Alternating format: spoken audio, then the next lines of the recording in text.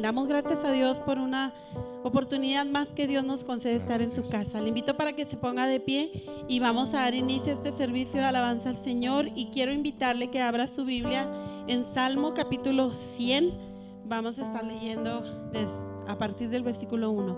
Salmo capítulo 100 y me indica con un amén cuando ya lo tenga listo. Amén.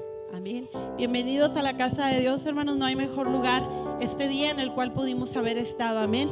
Bienvenidos sean cada uno de ustedes. De igual manera damos la bienvenida a las personas que nos acompañan a través de esta transmisión. Dios les bendiga. Qué bueno que tienen la oportunidad de acompañarnos y únase con nosotros también para alabar al Señor. Salmo capítulo 100, todos leemos juntos y dice así: cantad alegres a Dios, habitantes de toda la tierra. Servid a Jehová con alegría, venid ante su presencia con regocijo. Reconoced que Jehová es Dios, Él nos hizo y no nosotros a nosotros mismos. Pueblo suyo somos y ovejas de su prado. Entrad por sus puertas con acción de gracias, por sus atrios con alabanza. Alabadle, bendecid su nombre, porque Jehová es bueno, para siempre es su misericordia y su verdad por todas las generaciones. Amén. Entrar por sus puertas, ¿cómo? Con acción de gracias. Amén. Y por sus atrios con alabanza. Vamos en esta hora a darle gracias a Dios. Le invito para que cierre sus ojos y pongamos en las manos del Señor este servicio. Amén. Y así nuestro hermano Juan nos dirige en oración. Padre, en el nombre de Jesús, Señor. Primeramente, Dios, queremos darte las gracias porque nos permites estar aquí, Señor. Gracias, Dios, por tu grande amor que has mostrado para con nosotros, Señor. Y clamamos a ti, Dios, para que estés entre nosotros y te muevas, Padre Santo, entre la alabanza y en la predicación, Señor. A los hermanos que vienen en camino, tráelos con bien, Señor. Que, Padre Santo, puedan venir para levantar una alabanza aún mayor a tu nombre, Señor. En el nombre de Jesús, Dios, buscamos que tu nombre sea glorificado más que todas las cosas, Señor. Gracias, Dios, por ser nuestro Dios. En el nombre de Jesús, amén. Amén. Y así, mi hermanos, vamos a alabarle con todo nuestro corazón. Amén.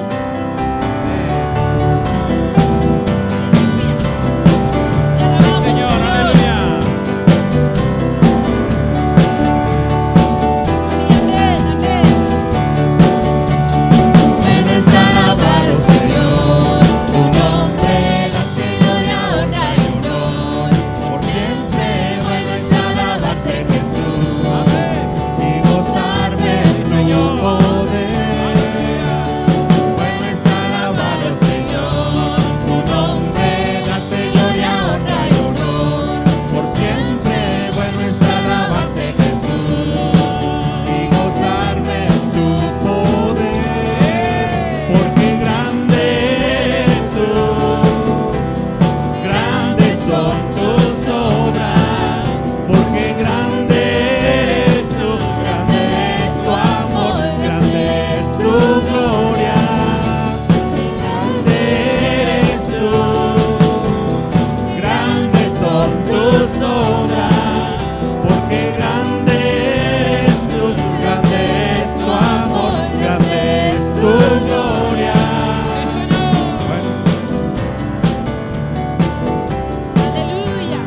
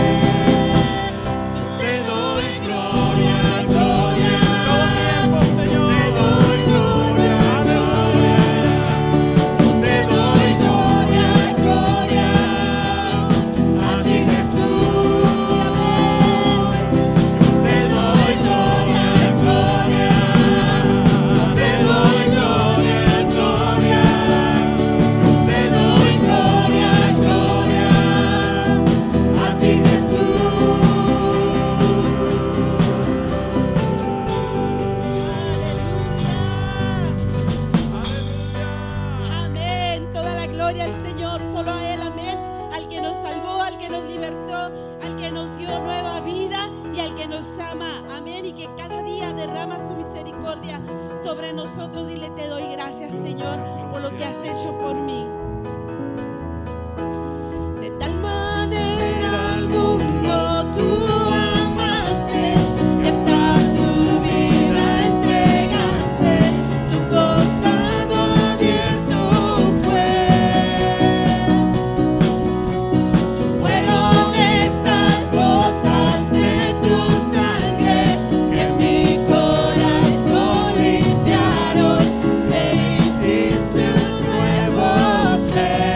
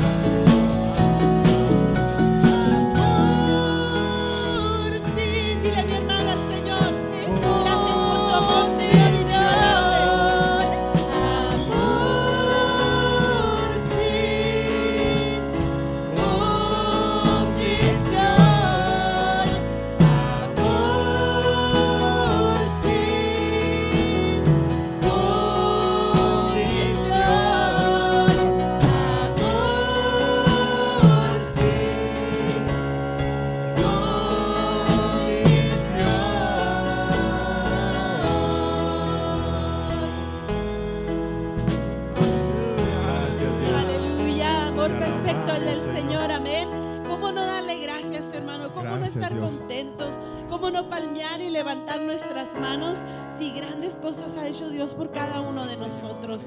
Dice la palabra del Señor que no mirando nuestra condición, porque si hubiera visto nuestra condición humanamente hablando no merecíamos, hermano, su perdón, su amor, su gracia, su misericordia. Pero Él, hermano, no mirando nuestra condición, sino mirando nuestra necesidad, amén, nuestro corazón. Por ello, hermano, dale toda la gloria al Señor en esta hora. Alábale, hermano, bendice su nombre, porque motivo suficiente es, hermano, que Él haya puesto su mirada en nosotros para darle gracias y para darle la gloria.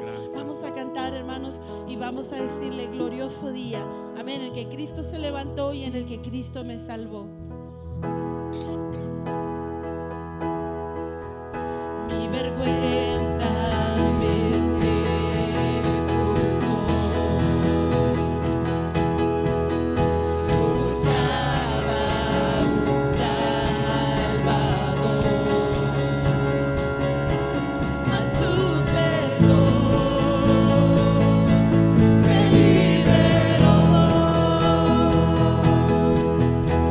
Tú estaba en mi interior.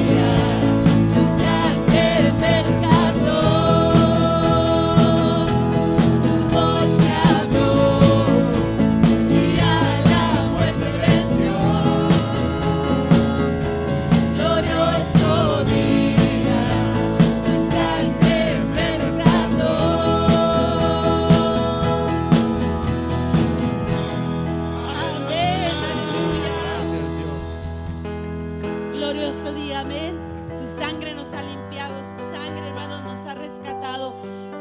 Y cómo no adorarle, cómo no agradecerle, cómo no alabarle, amén. Glorioso día, hermano, en el que Cristo nos salvó, pero también glorioso día este día donde podemos, hermanos, adorar al Señor, donde podemos levantar nuestras manos y donde podemos exaltar su nombre. Vamos a orar por las ofrendas y los diezmos. Le invito para que cierre sus ojos y pongamos en las manos del Señor estas ofrendas, estos diezmos, amén. Y le voy a pedir así a nuestra hermana Ana que nos dirija en oración.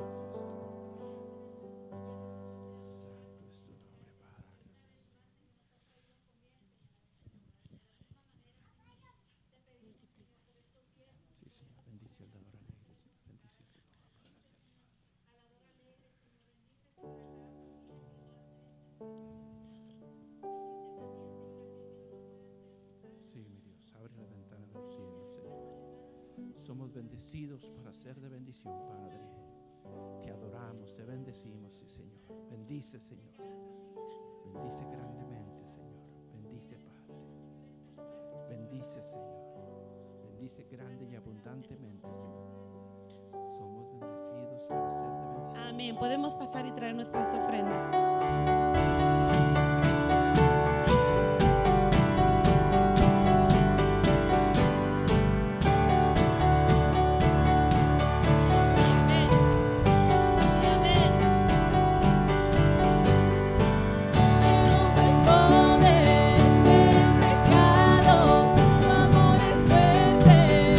Poderoso, el Rey de Gloria, el Rey de Majestad.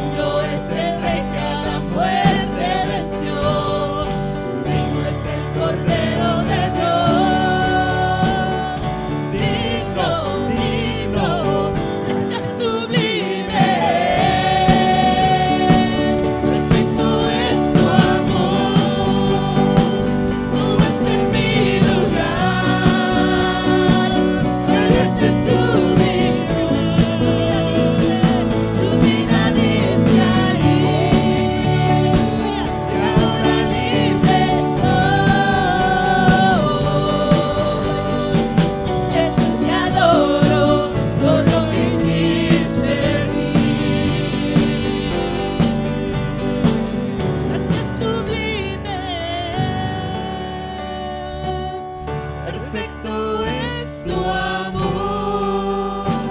Aleluya, tomó nuestro Tomaste lugar. mi lugar. Cargó nuestro pecado. Cargaste tú mi cruz. Su vida entregó por nosotros. Tu vida diste allí.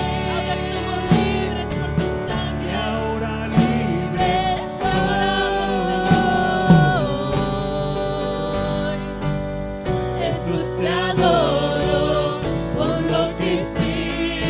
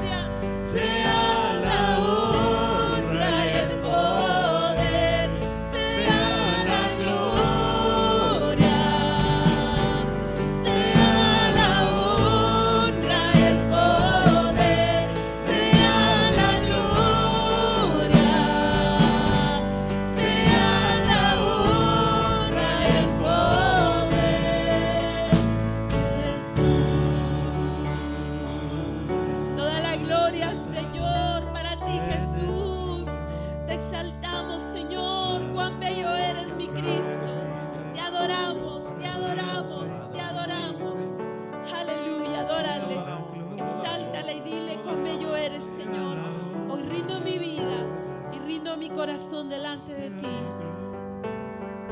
Gracias, Señor. Aleluya. Amén, amén. Cuán bello es el Señor. Cuán hermoso es el Señor.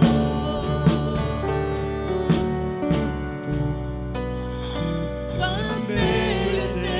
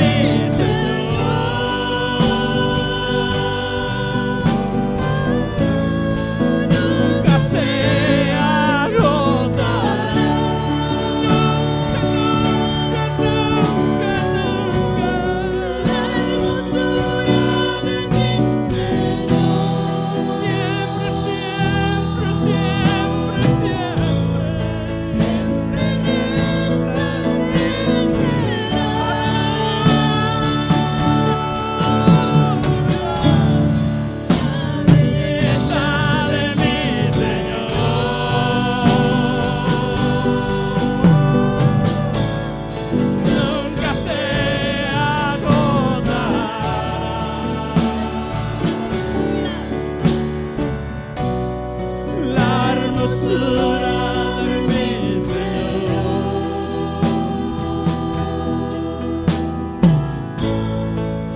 siempre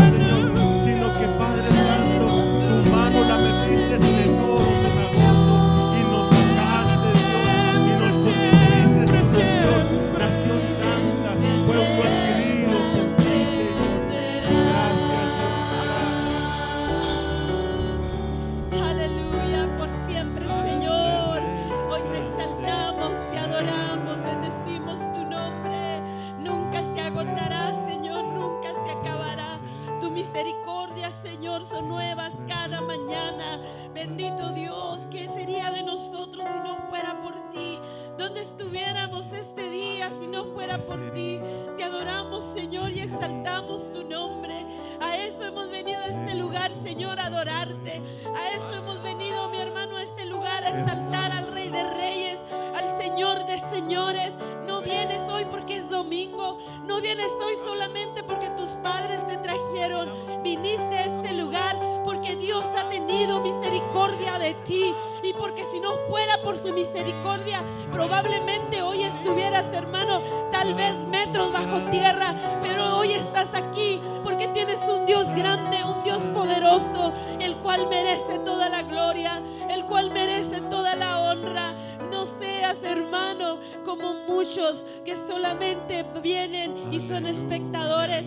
Sé como otros, hermanos, que salen del ordinario y entran a la presencia de Dios y reciben su gloria y pueden unirse, mi hermano, a esas voces de millares y millares de ángeles que adoran al Señor. Y Dios se detiene para escuchar tu adoración. Dios se detiene.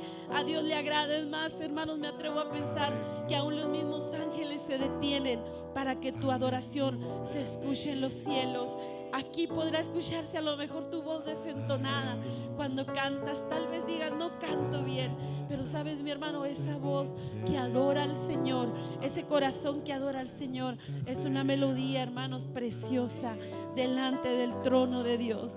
Así de que, mi hermano, adore al Señor, exalte, le bendiga su nombre y aproveche cada minuto, cada canto, hermano, que nosotros cantamos, cada canción, hermano, que su corazón se vaya a la presencia de Dios, amén, se rinda al Señor y aprovechemos este tiempo. Dios merece toda la gloria, amén, Él merece toda la honra.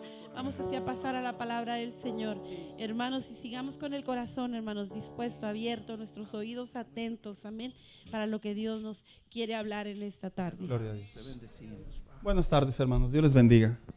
¿Cómo están, hermanos? ¿Qué le parece si antes de iniciar y aprovechando su posición, vamos a orar, hermanos, para que Dios hable a nuestras vidas? Padre, te queremos dar gracias en esta hora por la vida, por la salud, pero a la misma vez te queremos dar gracias, Señor, porque nos vas a permitir aprender, conocer más acerca de tu palabra, esta verdad que ha venido a ser baluarte, que ha venido a ser, Señor, ese ayo para nuestro diario vivir. Te queremos pedir que venga y que todo cansancio, ansiedad, enfermedad, preocupación, Señor, mientras tu palabra sea predicada, sana, Señor, libra pensamientos, todos aquellos que nos escuchan por los diferentes medios, Padre de la gloria, que haya vida edificante, que haya crecimiento, que haya bendición. Trae bendición para el diario vivir que tanto necesitamos en estos tiempos, Señor. De igual manera damos gracias por los que estamos aquí y que podamos recibir sin ningún inconveniente tu palabra. En el nombre de Jesús. Amén. Quiero invitarlo, hermano, en esta tarde que me acompañe con su Biblia a la primera carta del apóstol Pedro. Capítulo 1, versículo 1 y 2. Y cuando lo tenga, dígame amén, por favor. No es una carta muy común, pero está en la Biblia. De repente se esconde, pero pues después de ahí ya casi está al finalizar los últimos libros, hermanos, o las últimas cartas. Así que sí existe y sí lo debe traer su Biblia. Una vez, recuerdo, un hermano me dijo, hermano, mi Biblia no trae ese libro. Y literalmente, hermano, lo escuché y me bajé. No en ese momento, terminé de predicar. Y como era local, era de iglesia, le dije, ¿cómo que no trae ese libro? Y se mira, y sí, efectivamente, su Biblia estaba defectuosa, hermanos. No traía ese libro. Entonces le dije, primera vez en toda mi vida cristiana que me encuentro una Biblia defectuosa, que sí existen, hermanos. Pero le dije, cómprate otra, por favor. Entonces, esta sí los trae, hermano, yo espero que sí lo traiga. Primera carta del apóstol Pedro, y no es broma, sí es en serio, hermanos. Capítulo 1, versículo 1 y 2. Y voy a leer primeramente la nueva versión internacional, hermanos. Ahorita trabajaremos con la versión 60, que es la más común. Dice la Biblia de la siguiente manera. Pedro, apóstol de Jesucristo, a los elegidos, extranjeros, dispersos por el Ponto, Galacia, Capadocia, Asia y Bitinia, según la previsión de Dios el Padre, mediante la obra santificadora del Espíritu, para obedecer a Jesucristo y ser redimidos por su sangre, que abunden en ustedes la gracia y la paz. Siéntense, por favor, hermanos, en esta hora. ¿Quiénes han tenido la oportunidad de leer las cartas del apóstol Pedro? Levante su mano para identificarlo bien. Los que no lo han leído, les invito a que las lean. Son cartas diferentes a las paulinas, pero son cartas que el apóstol Pedro, lógicamente por inspiración de Dios, le habla a la iglesia un tema que en estos tiempos es un tema muy común en la actualidad. Quise abordar este texto de la Biblia, esta parte de esta carta, porque para ello le he puesto por tema esta serie de mensajes, una vida santa para Dios. Qué interesante es que cuando hablamos de una vida santa para Dios, no son temas muy atrayentes, ¿verdad, hermanos?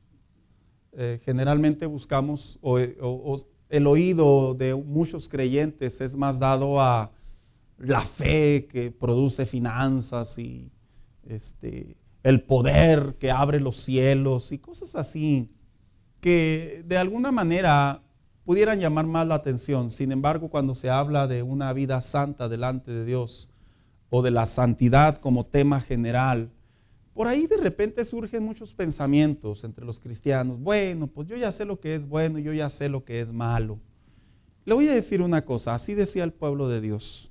Y en muchas de las ocasiones, muchos de sus fracasos terribles que les costaron sus primogénitos, que les costó la presencia de Dios, que les costaron sus tierras y que les costó inclusive la unidad, fue a causa de haber olvidado los preceptos tan marcados de un atributo particular de Dios que es su santidad.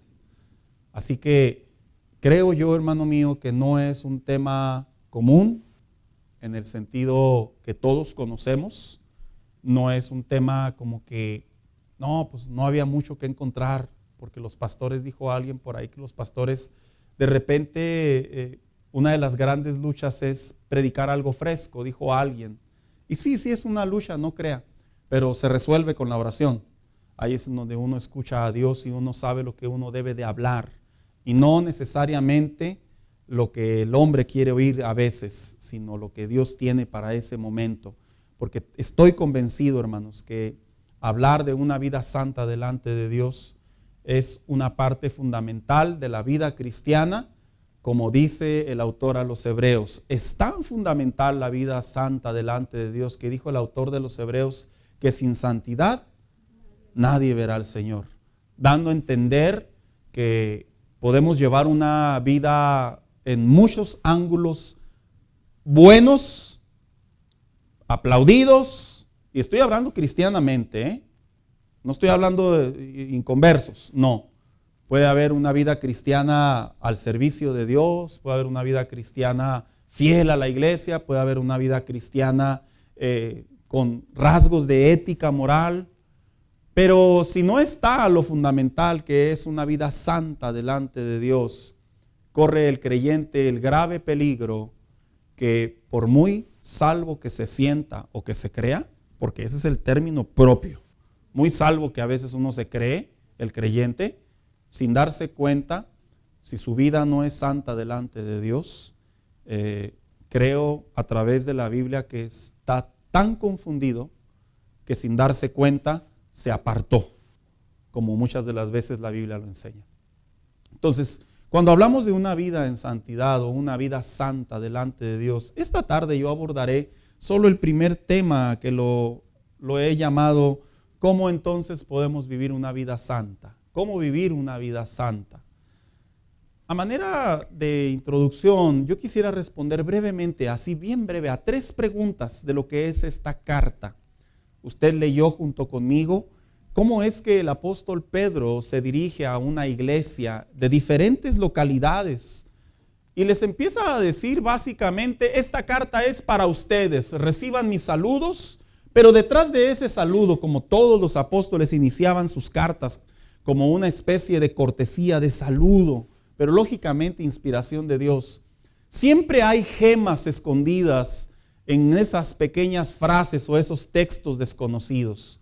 Y para ello, la primera pregunta sería, ¿a qué iglesia fue escrita esta carta? Bueno, pues la primera iglesia a la que fue escrita eran las iglesias que estaban ubicadas en Asia Menor. Para ese entonces, el evangelio ya había sido dispersado, ya habían pasado cerca de 60 a 70 años aproximadamente, que el evangelio después de Cristo, la muerte, resurrección y ascensión de Cristo, y los apóstoles habían vivido el aposento alto. La iglesia ya tenía cerca de 60 años que había sido formada. Y en esos 60 años no solo vieron un avivamiento, sino que también hubo mucha oposición. Hubo otras ideologías religiosas, que muchas de ellas fueron tan extremistas, dicen los escritores, los historiadores, que la iglesia comenzó a ser perseguida a causa de su credo, de su manera de pensar, de lo que el evangelio representaba, la vida de Cristo y a la misma vez las cartas de los apóstoles. Así que Asia ya había iglesias y esas iglesias comenzaron a ser atacadas al grado que él usa la palabra a los expatriados, porque se dice que geográficamente debido a su credo el gobierno, por así decirlo, los líderes, habían creado tanta revuelta que habían tomado a los creyentes y los expulsaban, hermanos. No eran necesariamente judíos como era Asia Menor, sino era a los gentiles o a los paganos. Y más que escribir esta carta hacia ellos, fue escrita a un grupo de personas que no tenían la idea como un judío. No había tantas raíces de la ley de Dios.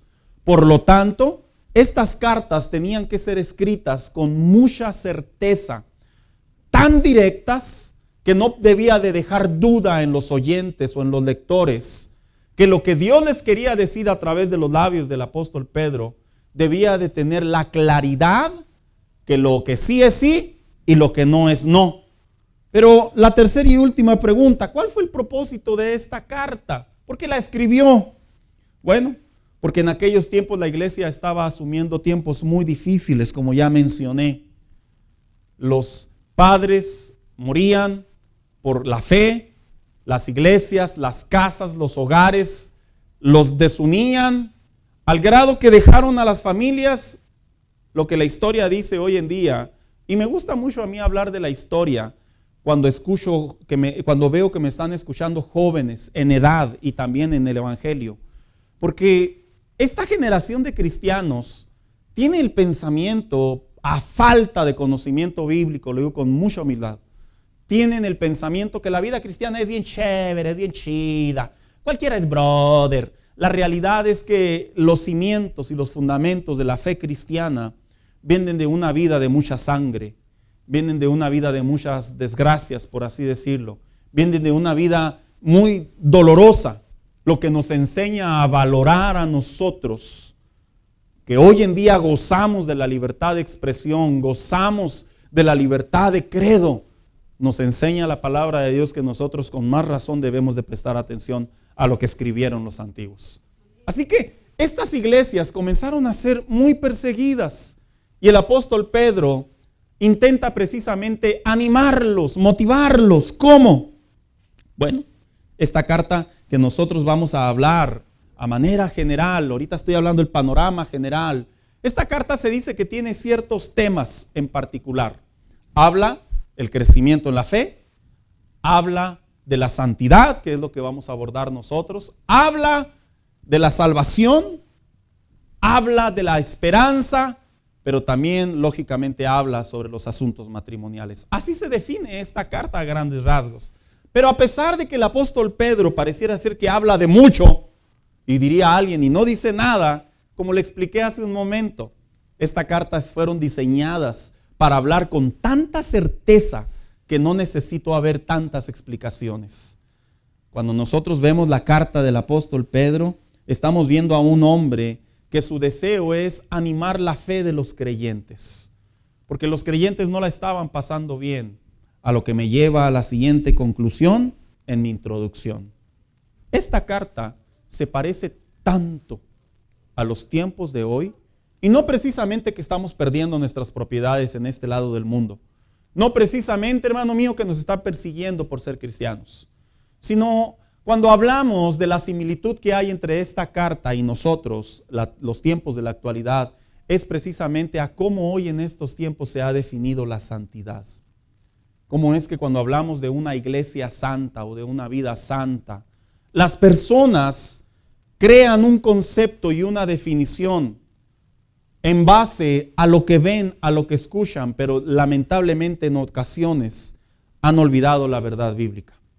El propósito de estas cartas y el propósito de mi mensaje al hablar de esta hora es que nosotros comprendamos cómo es que se debe de vivir una vida en santidad, una vida santa delante de Dios.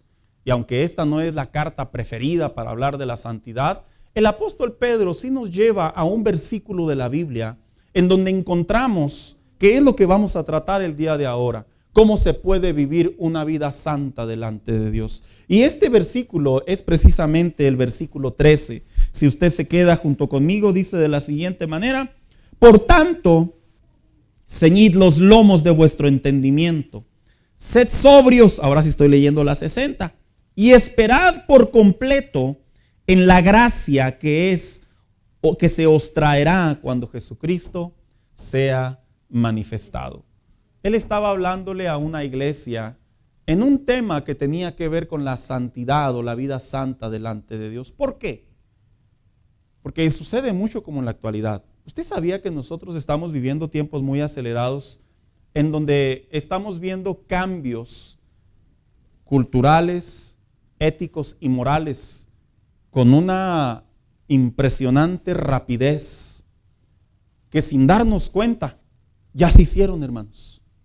Lo dije de manera tan diplomática, ¿verdad? ¿Sí me entendió, verdad, lo que le quiero decir? Vivimos en una era en donde la supervivencia del hombre a través de su reproducción, en donde la ideología de manera de pensar afecta la manera de vivir, de tal manera que hoy en día ya cualquiera puede vivir y hacer de su vida y creer lo que él quiera.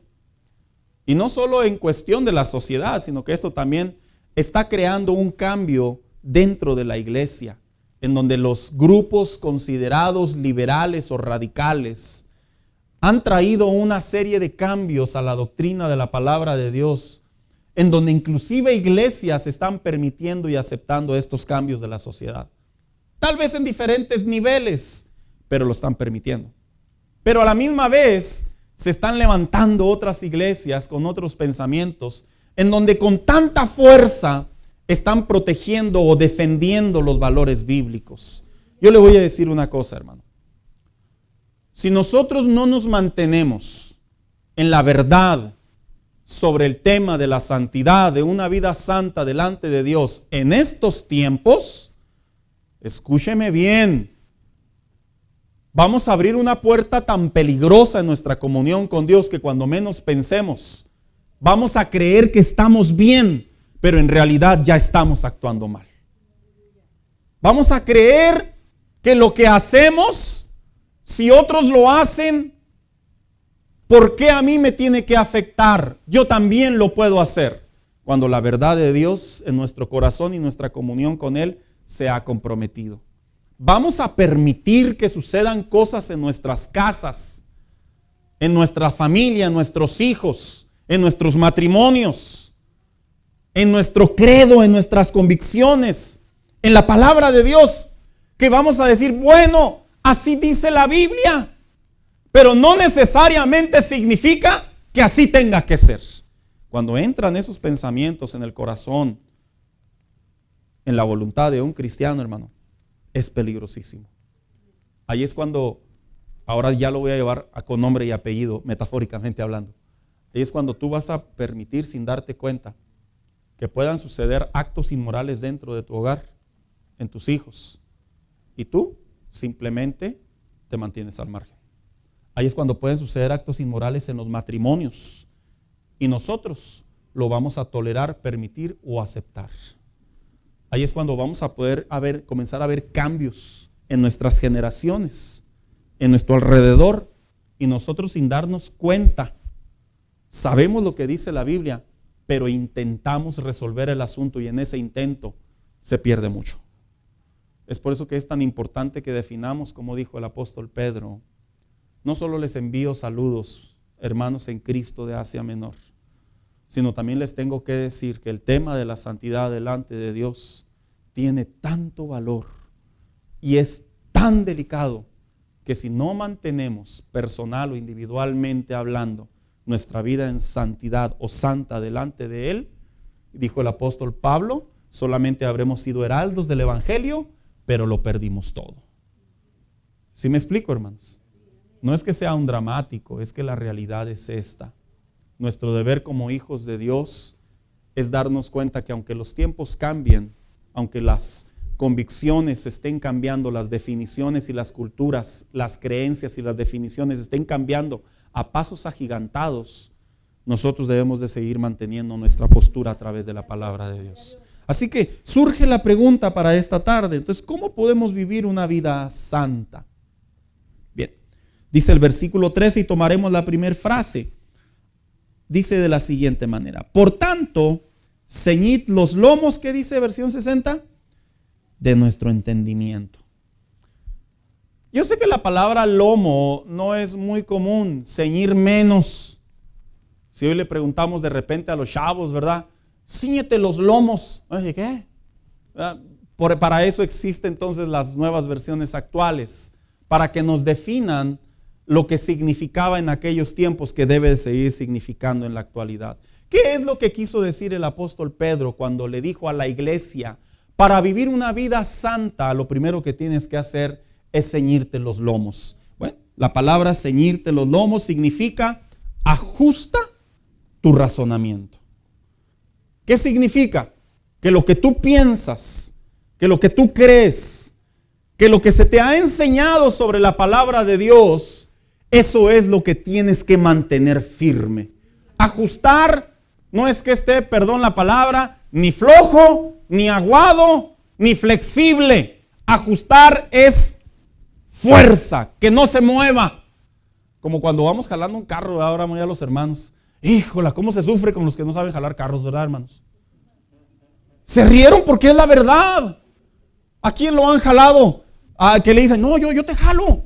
Y luego usted, si sabes jalar, oh sí, claro, soy bien jalador, yo le echo mucho a la chamba.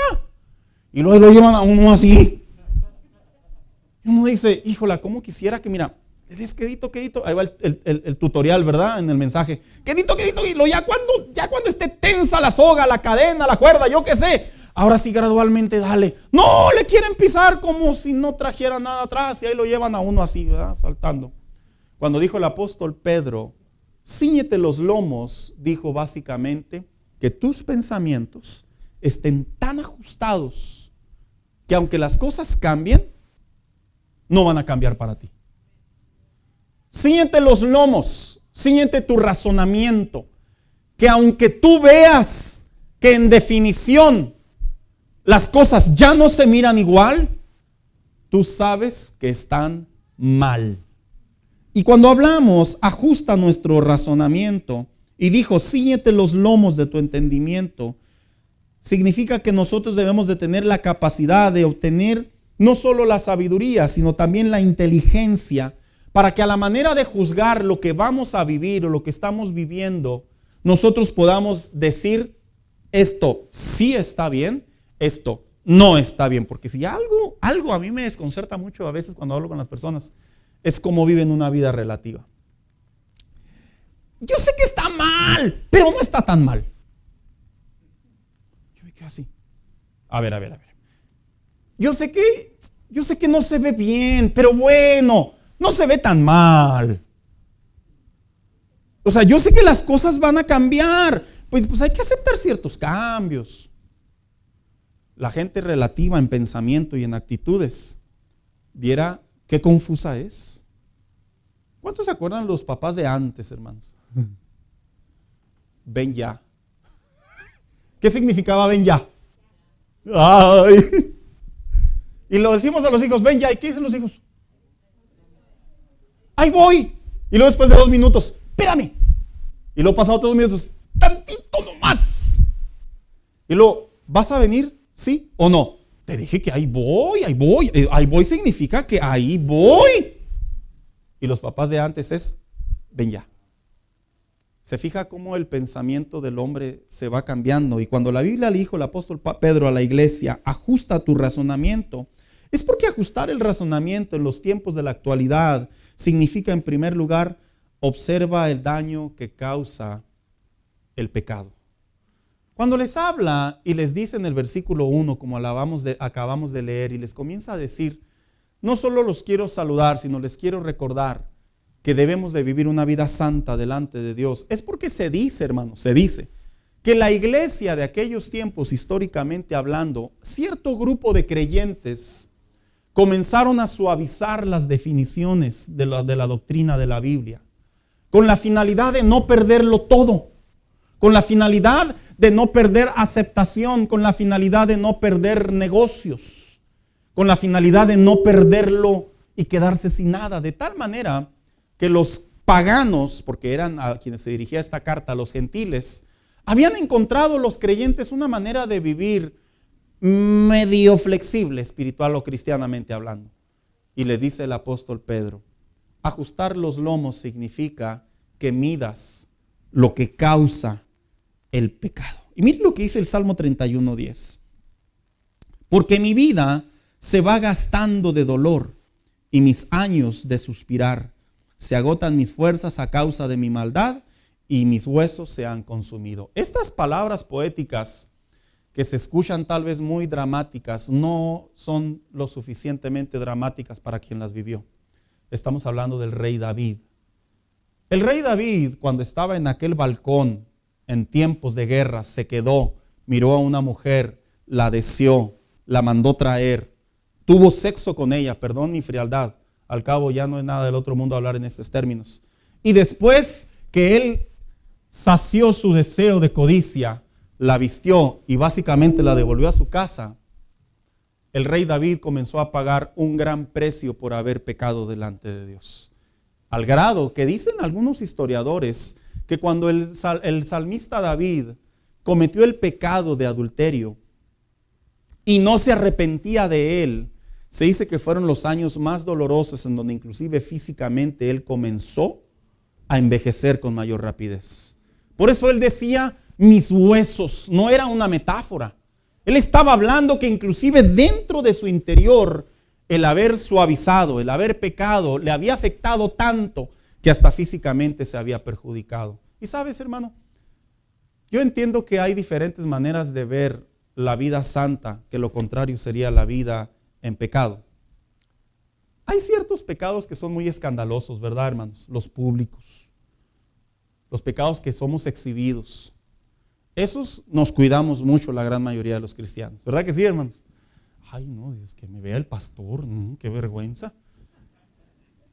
Que me vea el líder, guardamos la compostura. Pero hay otros pecados que son pecados pasivos. Los pecados pasivos son los que lentamente, sin que nadie nos vea, nosotros comenzamos a practicar. Y los flexibilizamos, como decía ahorita, pensando que porque no somos vistos, no traen tanto daño. La realidad es que el rey David flexibilizó su relación con Dios. ¿Sabía usted por qué el rey David cometió ese pecado? No necesita la Biblia darnos tanta explicación. Él como rey sabía que él podía tener acceso a cualquier mujer. Él como rey sabía que su soberanía en su legado de realeza, como cualquier otro rey, no como rey de Dios, como cualquier otro rey, él sabía que podía hacer lo que él quería y nadie lo podía contender. Nadie le podía decir que estaba mal, porque la voz de un rey en los tiempos paganos era como si fuera la voz de Dios. Y el rey David, cuando peca delante de Dios, comprende el impacto tan grande que había hecho al momento de cometer tal pecado. ¿Sabes? Flexibilizarnos, dejar de ajustar nuestros lomos, es como cuando nosotros en la vida que debemos de llevar santa delante de Dios, nosotros comenzamos, hermano mío, a decir, al cabo no se nota, no se ve, no estoy dañando a nadie. Esos pecados pasivos debemos tú y yo de saber que no vienen de una vida santa.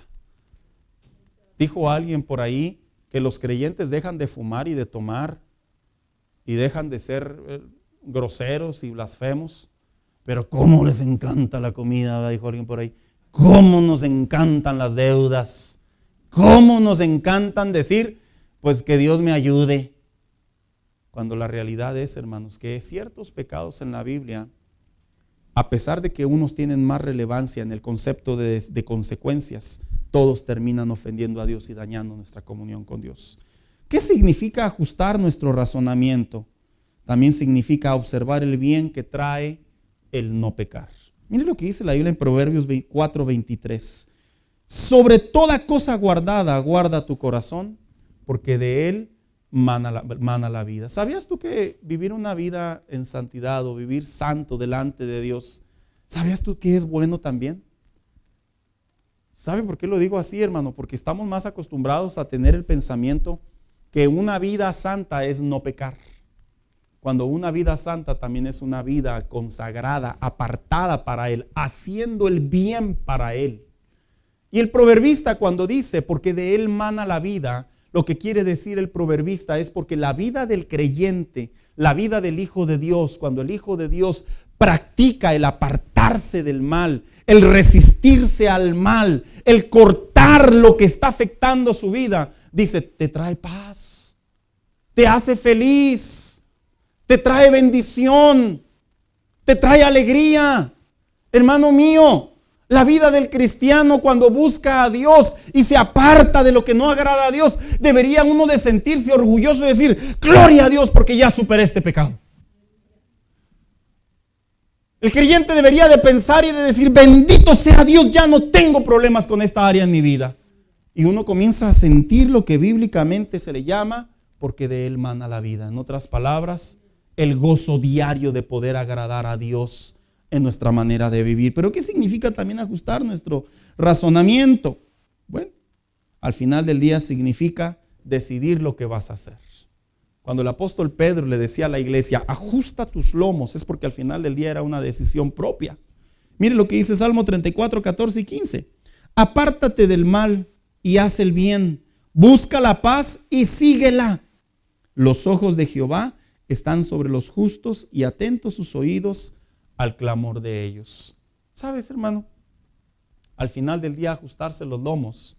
Esto no tiene nada que ver como alguien de repente lo interpreta, ¿verdad? No, es que Dios ya sabe que voy a pecar. Y ante ello yo no puedo hacer nada. Dios ya sabe que voy a fallar. Y ante ello, ¿quién puede interponerse en su providencia, en su voluntad y en su soberanía?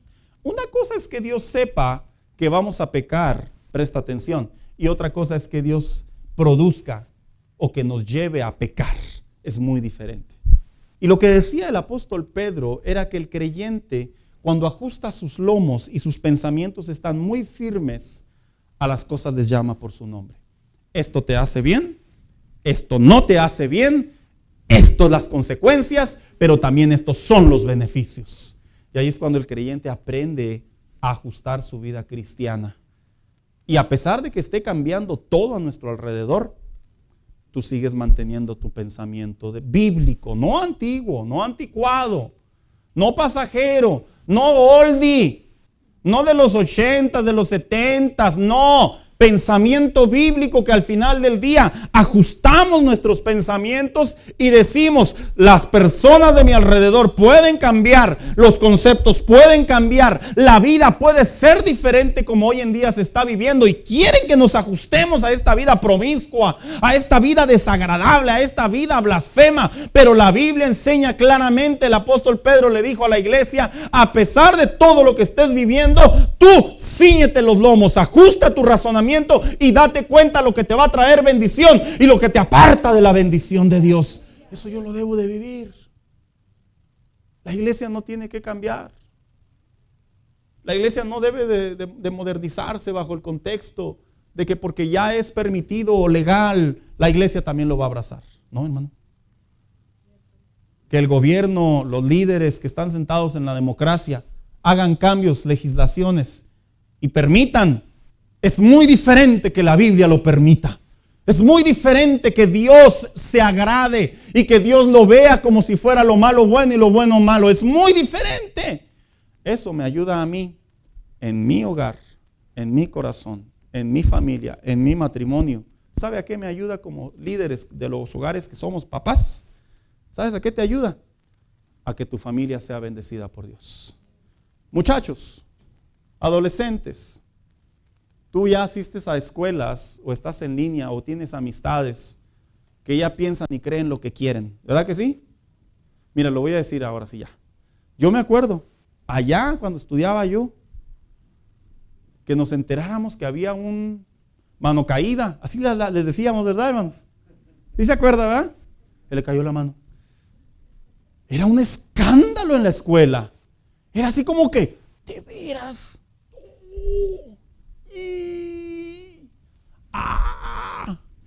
Y hoy en día es algo tan normal y tan natural entre las relaciones con estos jovencitos de hoy.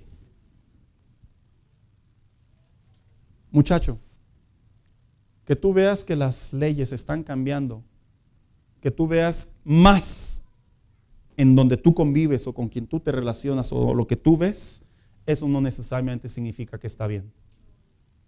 Y no es que la iglesia esté en contra de lo que la sociedad quiera hacer. No, es que la iglesia se mantiene ciñendo sus lomos de la verdad como columna baluarte de la palabra de Dios. Así queremos gobernar nuestras casas. Así queremos que seas bendecido. Así queremos que Dios te guarde. Así queremos que Dios te bendiga. Así queremos que Dios te prospere. Así. No nos acostumbremos a la palabra divorcio. Mira, antes los divorcios eran muy alejados de la cultura, de la sociedad. Hoy en día se viven más divorcios que casamientos. Así está considerado este país.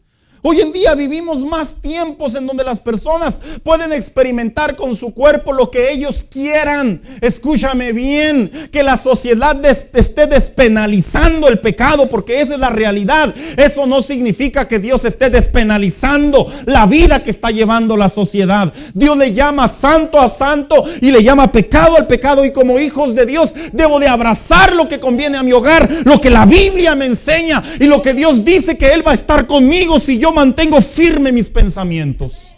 Ahí es en donde Dios, porque yo estoy seguro que hoy en día como padres estamos viviendo tiempos en donde nuestros hijos quieren lógicamente intentar probar lo que hace el mundo, intentar sentir lo que hace la sociedad de hoy en día. Me decían los muchachos cuando era joven, no hace mucho, hace 5 o 6 años, me decían los muchachos, es que mi papá me quiere tener como señorito. Bendito Dios que nos tuvieron como señoritos, ¿verdad, hermanos? En aquellos años. Nomás que nos soltaran, hermanos, y quién sabe dónde andaríamos ahorita. No es que nos quisieran tener como soldaditos, es que vamos a ser objetivos. Nuestras riendas estaban tan sueltas que si nos daban poquita cuerda, quién sabe dónde hubiéramos terminado en la actualidad. Y hoy con más fuerza y con más razón, muchachos, honra a tus padres con los consejos que te dan. Obedécelos. Ámalos, respétalos, acéptalo, apóyalo. Porque una cosa sí te voy a decir, un padre temeroso de Dios, una mamá temerosa de Dios, jamás va a permitir que tú te vayas al precipicio con tu vida. Porque te amamos, el instinto de protección, pero sobre todo responsabilidad delante de Dios, nos hace en ocasiones frenarte y llevarte a la bendición de Dios. No desperdicies los consejos de los padres. Mira qué importante era para la iglesia que obedeciera a los hijos a los padres. Porque cuando los hijos obedecen a los padres, ¿sabías tú que hay bendición para ti? No es que los padres querramos hacer lo que queramos, ¿verdad? Así dice la Biblia. No. No es que no nos vean de esa manera. Míralo de la siguiente manera. En tu casa hay alguien que ora por ti. En tu casa hay alguien que vela por ti. En tu casa hay alguien que desea que seas más bendecido que nosotros. Y somos tus padres a tu favor. Por eso es que es tan importante que volvamos a ceñir nuestros lomos. Dijo una vez a alguien, bueno, mis hijos ni vienen a la iglesia, ¿verdad? Ese no es ningún problema. Que no vengan no nos exime de nuestras responsabilidades como padres. Debemos de darnos cuenta lo que el apóstol Pablo le dijo a la iglesia de Filipenses. Por lo demás, hermanos, todo lo que es verdadero, todo lo honesto, todo lo justo, todo lo puro, todo lo amable, todo lo que es de buen nombre, si hay virtud alguna en ella, dice, si algo es digno de alabanza, piensa en eso. En otras palabras, ciñe tus lomos. Esa es una vida santa, ceñir nuestros lomos. Ceñir los lomos de nuestro hogar, los lomos de nuestro matrimonio, los lomos de nuestro yo. Porque hoy en día las caricaturas, mira, antes le tiraban mucho las caricaturas de los Simpsons. ¿Sí se acuerdan, hermanos? Eran las satánicas. No, ahorita ya son las más tranquilas. Ahorita ya usted puede ver caricaturas en una tonalidad terrible de la cultura del hogar. Y ahí es en donde nosotros debemos de decirle a nuestros hijos, los veas con mi permiso o sin mi permiso, tienes que tener en cuenta que esta cultura está cambiando, pero tu relación con Dios no puede cambiar. Tu vida y tus convicciones son estas, y le comenzamos a recordar lo que la palabra de Dios se enseña. ¿Cómo podemos vivir una vida santa? Dice la segunda parte de este versículo. Por lo tanto, ciñe tus lomos, refuerza tus pensamientos. Dice, siendo sobrios y esperando en Él. ¿Qué significa cuando la Biblia dice ser sobrio? Yo creo que la palabra sobrio sí está muy común entre nosotros, ¿verdad? Alguien sobrio, se entendería en el lenguaje de los muchachos, sobrio es que no está borracho. ¿Verdad que sí, hermanos? Sobrio o borracho. Pareciera ser que ya nomás hay dos clasificaciones, ¿verdad? O estás sobrio o estás borracho. No. En realidad, la palabra sobrio en la actualidad vendría siendo como lo que nosotros le llamaríamos el dominio propio. Hablar del dominio propio es hablar de uno de los temas tan importantes dentro de la iglesia, que estamos hablando de lo que los sociólogos le llaman como, ellos le llaman así, ellos lo llaman el poder, así que profundo, ¿verdad? Ellos le llaman el poder y el control para hacer cosas o hacer que alguien haga las cosas. Bíblicamente hablando, el dominio propio es una parte que se desarrolla en un cristiano que, de acuerdo a la Biblia, está dentro del fruto del Espíritu. Se le conoce como la templanza. Pero yo voy a abocarlo, el dominio propio, no necesariamente como el fruto, sino como la actitud que nos lleva a una vida santa delante de Dios.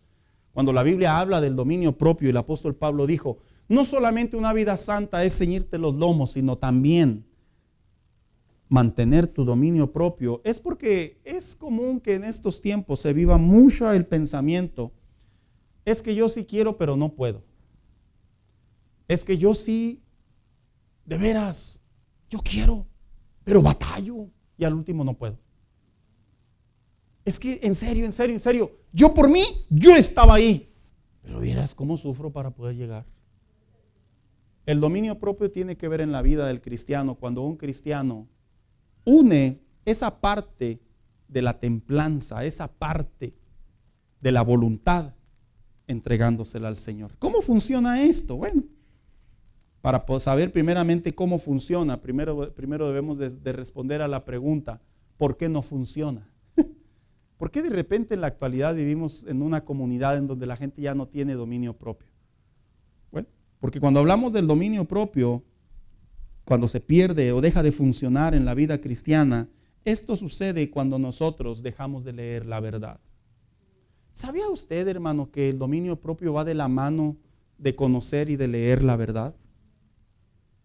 Qué interesante es que por mucho que nosotros digamos, yo ya conozco lo que la Biblia dice, la realidad bíblica es que el cristiano tiene que constantemente estar leyendo la Biblia para saber lo que está cambiando dentro de la sociedad.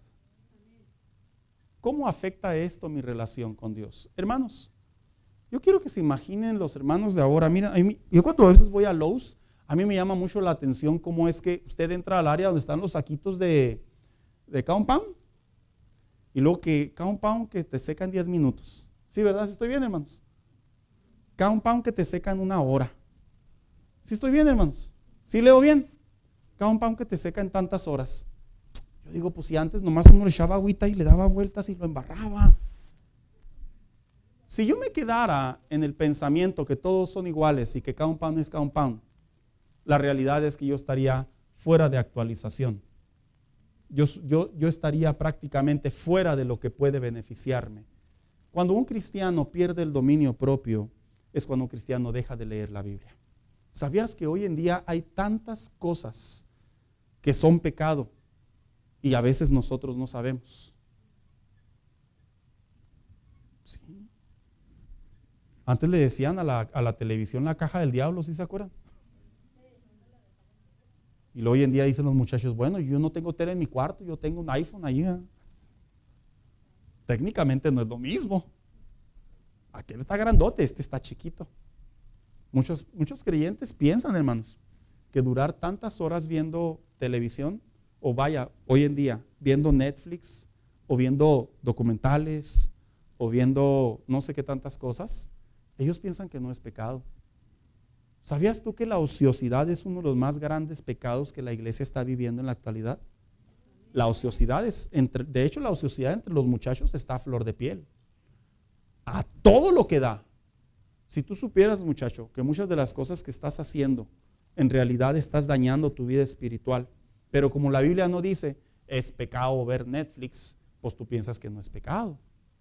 Como hoy en día me argumentó una vez una muchachita, hace muchos años, me dijo así. Me dije, quiero que me responda en qué parte de la Biblia dice que los cigarros sintéticos son pecado.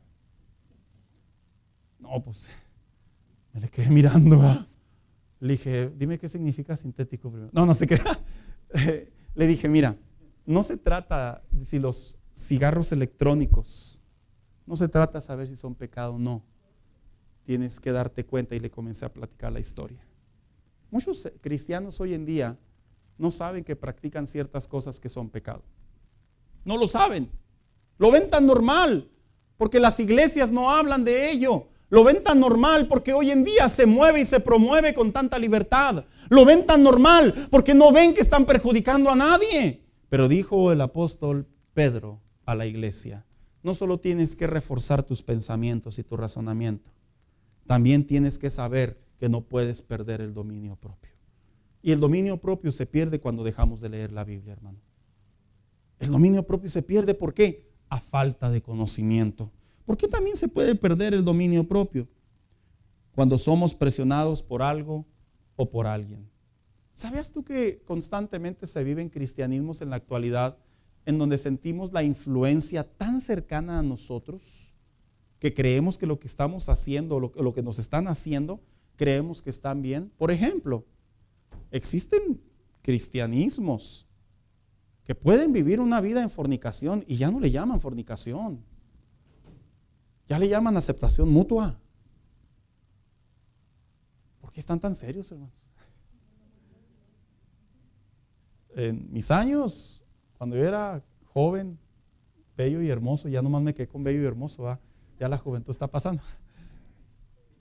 Que, hermano Juan, por favor, apóyeme. Debe saber que a mí se me enseñó eso.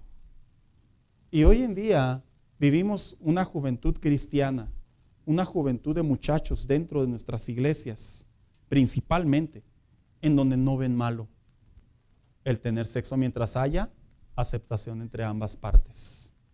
No ven malo el tener ciertas prácticas, no solo sexuales, sino también prácticas de pensamiento, siempre y cuando no esté dañando. Como dijo alguien, ¿verdad? Mientras no me emborrache, no peco. Dijo alguien, ¿verdad? Mientras no esté dañando todavía allá esa parte, esta parte todavía se puede hacer. No es cierto. La vida del cristiano debe de reconocer que no solo es ceñir los lomos y no solo es recordar que no me puedo apartar de la verdad, sino que también tiene que ver que a pesar de que los demás lo hagan, yo como cristiano no lo puedo hacer. Qué chiste, ¿verdad, hermanos? Qué chiste. No, pues yo ahorita voy a ir a una iglesia donde sí me dejen hacer ciertas cosas, pastor. Es que no se trata de que te dejemos o no. Se trata que el apóstol Pedro le dijo a la iglesia, mantén tu dominio propio. Dominio propio tiene que ver con tus convicciones, tiene que ver con tu voluntad, tiene que ver con lo que la Biblia dice, tiene que ver con lo que la Biblia enseña, tiene que ver con no entregarte, aunque te presionen, aunque te sientas triste, aunque te sientas muy alegre, aunque te sientas muy emocionado, aunque te sientas que encontraste otra verdad. No importa lo que dice la Biblia, es lo que sustenta la vida del cristiano, de vivir una vida en santidad. No importa lo que podamos ver a nuestro alrededor, al final del día la vida cristiana no se resume en lo que el hombre hace o el hombre deja de hacer. La vida cristiana se resume en lo que el apóstol Pablo y la palabra de Dios nos recuerda. Mira, presta atención, de todo lo puedes hacer, pero no todo te conviene. Todo te es lícito, pero no todo te va a hacer bien. Y en ese concepto tan cauteloso, uno como cristiano debe de saber que sí y que no. No se trata de que poquito o más o menos, hermanos. Que sí y que no. Pero ¿cómo se puede o cuándo se pierde también el dominio propio? Cuando escuchamos más lo que es popular o la moda o lo de la actualidad. Yo les voy a lanzar una pregunta a los chamacos de hoy. No me respondan, de todo modo ni me van a responder, ¿verdad? Pero bueno, se la van a llevar. Cuando tú ves los challenges, ¿sí sabes de qué hablo, verdad? Así. ¿De qué habla el pastor? Ah, ¿verdad? ¿Qué te haces? ¿Y sabes de qué hablo, verdad? ¿No te ha pasado por la mente hacer uno? Como aquella persona que se puso 50 playeras, ¿verdad? Andaba muriendo. No, de repente no te da ganas de hacer un challenge. Así como cuando estás en tu cuarto, así, ¿no? Tu papá está en el otro cuarto, o está abajo, ¿verdad? O afuera, y tú estás viendo acá el video y te ríes. Ay, yo también puedo. No te da ganas de hacer ese challenge. ¿Cómo hacen falta challenges así como que ser el mejor de tu clase? Ese es un challenge, ¿verdad? ¿Cómo hace challenge de que saca una beca? ¿Cómo hace challenge de que voy a orar 5 horas? No, salen con sus challenges re raros y re curiosos. De que métete para aquí un papelito y que te salga por acá y luego lo sacas por el oído. Y cosas tan locas. Nosotros los adultos vemos eso y decimos, hay que estar tonto. Pero la realidad es que sí hay varios tontos, perdóname la palabra. Escúchame bien, muchacho. Que alguien se haga famoso por una tontería de ese tamaño no significa que tú vas a perder tus convicciones, tu dominio propio, tus valores bíblicos, los que tus padres te han inculcado, que son buenos y son malos, que te han enseñado la diferencia de ellos y tú los vas a aplicar en tu vida personal. No significa eso. Ten cuidado con los challenges, porque todos los challenges que yo generalmente me ha tocado leer, que lo leo en los artículos nacionales, no me he encontrado uno que realmente, hermano, diga, wow, este glorificó a Dios. Todos desgracian la vida, los dejan traumados, hacen la vergüenza nacional. Pero muy importante, ¿verdad? Les pusieron muchos corazoncitos y muchos thumbs ups y agarró seguidores y salió en la tele. Joven, adolescente, presta atención. No necesitas hacer eso para sentirte especial. No necesitas hacer eso para sentirte mejor. No necesitas hacer eso para que la gente te apoye. Te voy a decir esto, aunque posiblemente no lo vas a entender en este momento. Con que te quieran tus padres, con que te quiera tu madre, con que te quiera Dios, eso basta y sobra para que el mundo ruede. Y el amor de Dios es tan infinito, es tan grande, perfecto y absoluto, que a pesar de tu manera de vivir y tus imperfecciones y tus defectos, Él va a buscar en ti que tú seas un joven, un creyente, que te acerques a Él y su presencia te abrace un día. Ese es el concepto bíblico que te quiero compartir. Mira, aun cuando tus padres probablemente no expresen el amor, porque a veces los padres no expresamos, nos enseñamos a expresar el amor, no sabemos. Mira, hasta batallé para pronunciarlo. Mire, cada vez que yo abrazo a mi hijo Josué, lo primero que se me viene a la mente es mi papá. Que yo tenga memoria en mi razonamiento hasta la edad de 16 años que Dios me lo prestó. Que ese hombre me haya abrazado, yo creo que fueron 3 hermanos. 3.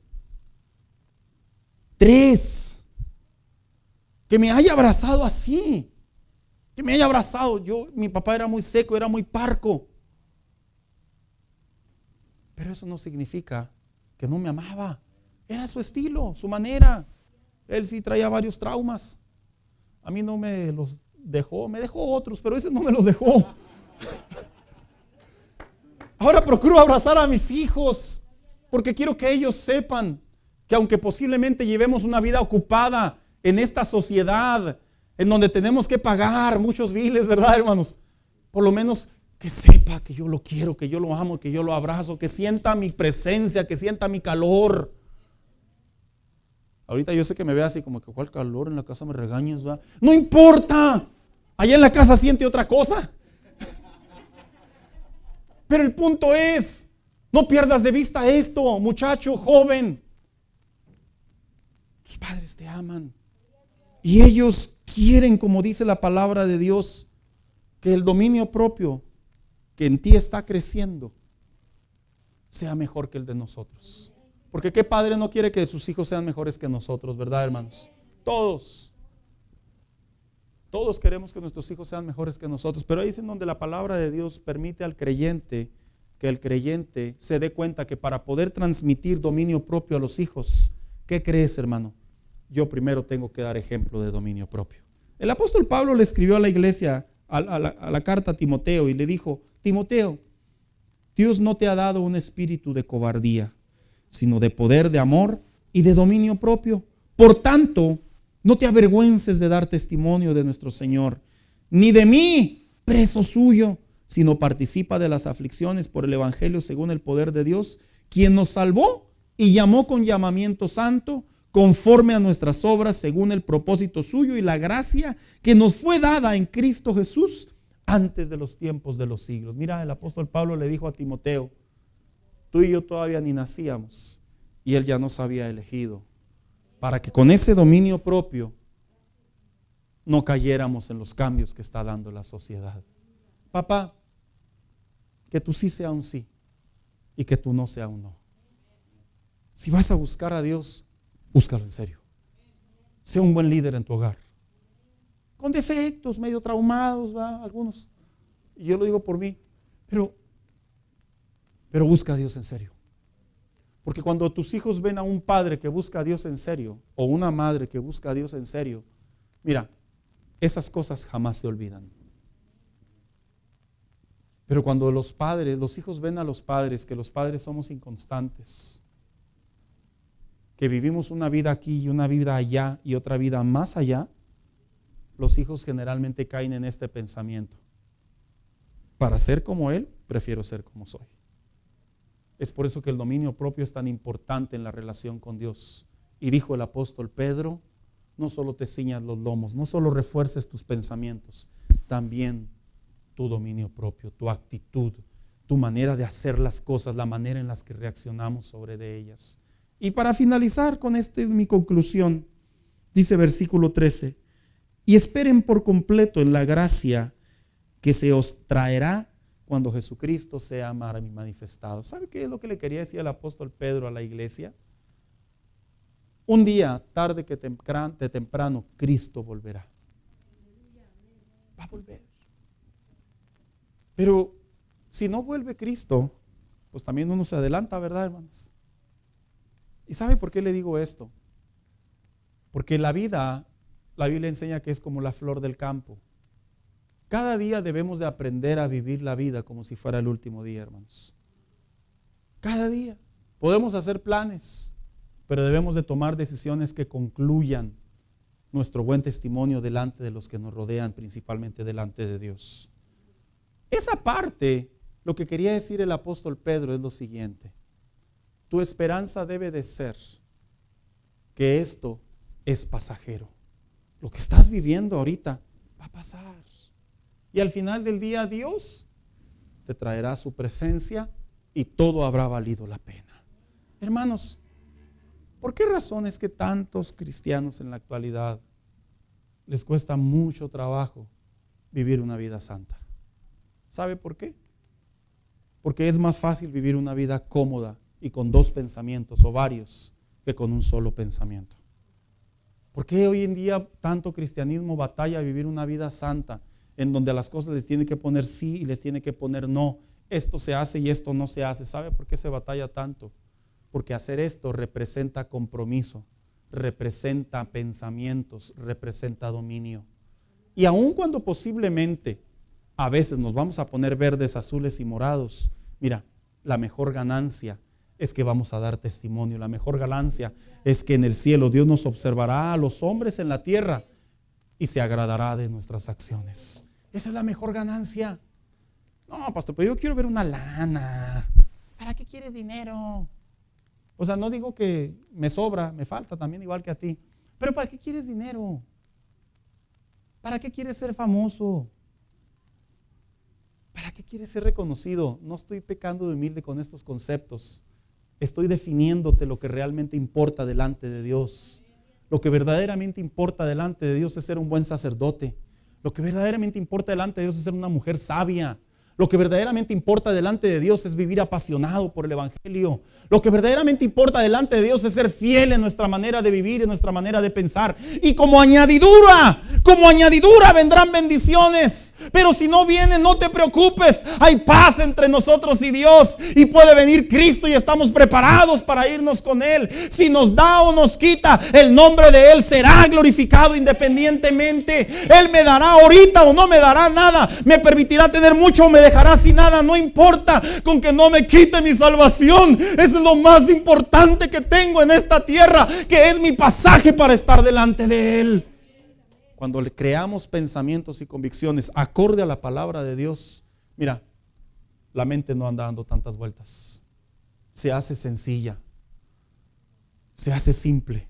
Pero lo más interesante es que, ¿sabes qué es?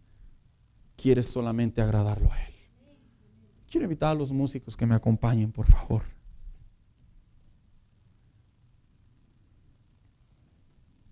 Las cosas están cambiando mucho, hermanos.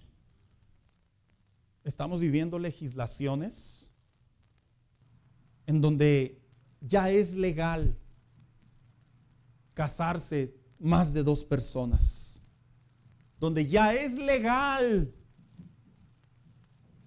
el deseo de cambiar de género físicamente, ya no solo en idea. Vivimos en una sociedad en donde principalmente la supervivencia del hombre, de la familia, de los valores, no solo se están yendo para abajo, están desapareciendo y están creando una nueva plataforma para pensar y vivir. Y la iglesia, escúcheme bien, tú como padre, tú como familia, nuestro deber es velar por los nuestros primeramente. Es adoctrinar, enseñar. Ese es nuestro deber. Hablar, no quedarnos callados. Ayunar de ser necesario. Nuestro deber es confrontar. Nuestro deber es acercarnos. ¿Sabes por qué, hermano mío? Porque no va a faltar mucho tiempo. Y no es profecía.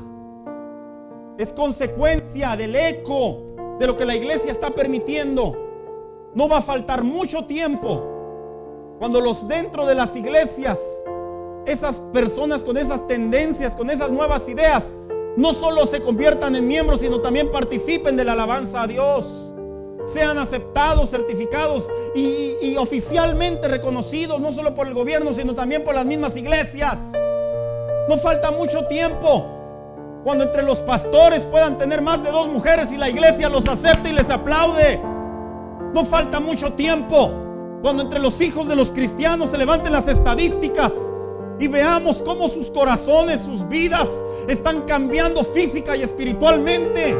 No falta mucho tiempo, hermano mío, cuando la iglesia le abra las puertas a la nueva sociedad y lo permita y lo acepte y diga: así como estás, así Jesús te ama. No, una vida santa delante de Dios tiene principios, tiene valores, tiene características, y el Hijo de Dios se tiene que plantar enfrente de Él y de decir: no, esto la Biblia no lo acepta, no lo apoya, sino todo lo contrario, lo condena, te aleja de Dios, te aparta de Dios. ¿Y sabes por qué lo tiene que hacer la iglesia? Porque si la iglesia no lo hace, van a entrar a nuestras familias y para sacarlos va a ser el problema.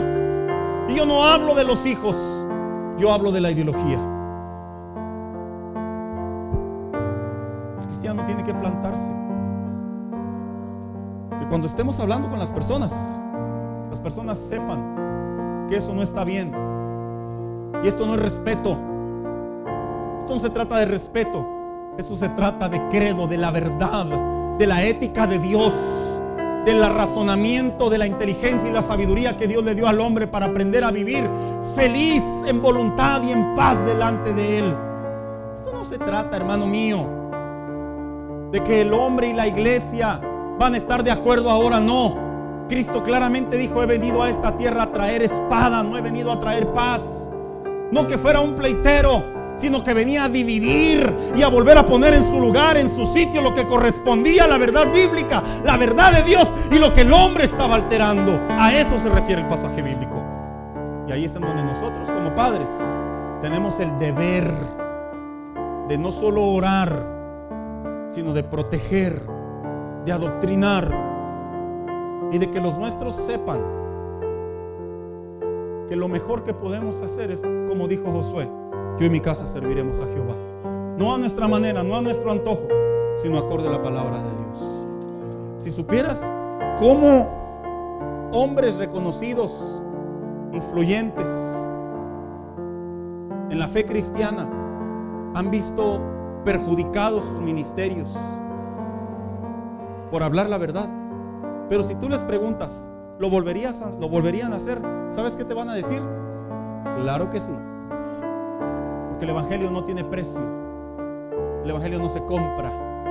No es negocio, no se cambasea. No está en ofertón ni en baratón. El evangelio es uno. Él vino y murió por el pecador. Y lo quiere transformar, lo quiere regenerar, lo quiere ayudar. Y le quiere mostrar que la buena vida se encuentra en Cristo Jesús. Eso se enseña primero en casa. Quiero invitarlo a que se ponga de pie, hermano. Miren.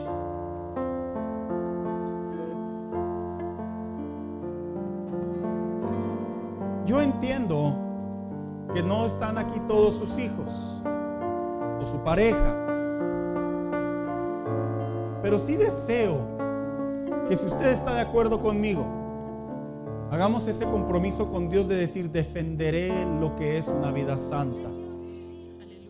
Defenderé y protegeré lo que es una vida santa. Y comenzaré a acomodar, a poner en su lugar, a quitar, a poner, a recordar lo que sí es de Dios y lo que no es de Dios. Hermanos, no está bien que nuestros hijos se nos divorcien. No está bien que nuestros hermanos se nos divorcien. No está bien. Hay muchas causas por las cuales suceden. Yo estoy hablando cuando entendemos en nuestra madurez como adultos que no estuvo bien eso. Existen causas que inclusive legalmente lo permiten y que Dios inclusive le dio aceptación. No porque Él lo permita, porque lo ve tan grave que así lo decide Él.